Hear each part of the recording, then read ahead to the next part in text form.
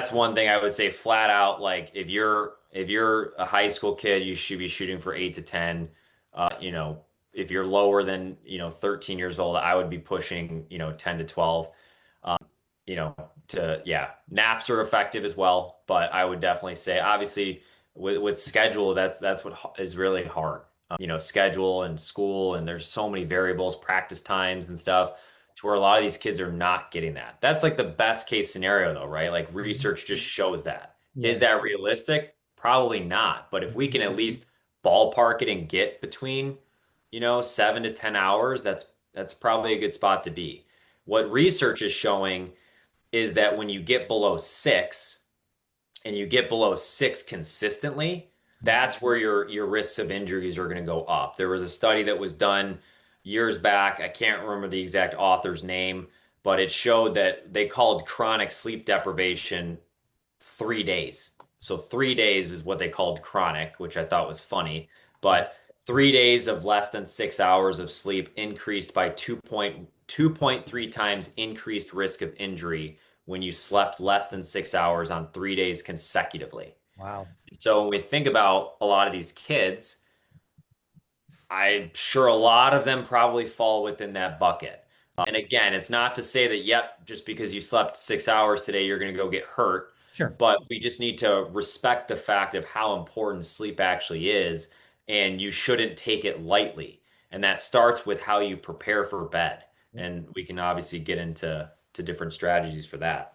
Yeah, let's kind of talk about that. I mean, I read different stuff, eat certain types of fruit before you go to bed, yogi herbal tea, all that fun stuff. You know what I'm saying for older adults. What's a good sleep hygiene? And we can talk about let's start with the young kids, into high school. For the young ones, what's a good sleep hygiene? I imagine no screen time for a certain time before you go to bed, right? I would imagine that's one of the top on the list. Yeah, I'll let Spencer start this one. Yeah, and one thing too that I just want to add is like obviously we're rehab professionals, so we're coming at it from an injury perspective, Yeah. but Yeah. I think what might honestly be more appreciated is like from a performance standpoint, like everything that Zach just mentioned, obviously re increases our chance of getting injured, but it also decreases our performance. So, Yeah. especially for these athletes listening, it's like if you truly want the most success, like doing these things properly are going to set you up for that. And this is kind of where it starts. Like this is the foundation. So these little things do matter, and they matter from a performance side as well. But yeah, I mean, I think just as a general rule of thumb for like a good bed routine is obviously like putting the phone down, putting the screen away, the console, whatever you're playing on, PC, whatever.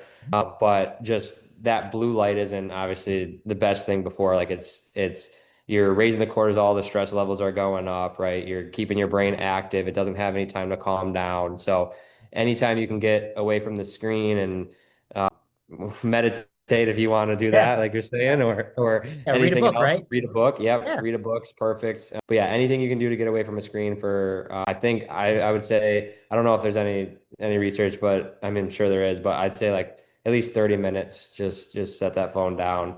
Uh, and obviously too, just a big thing is not eating like snacking early on too, because again, that's going to just like increase that nervous system. And when we're going to sleep, we want to have it's called down regulation, and we want to be in a calm state. And when we eat, it kind of spikes that nervous system up too. So having some time before dinner and then not having some snacks and stuff before then is pretty important too.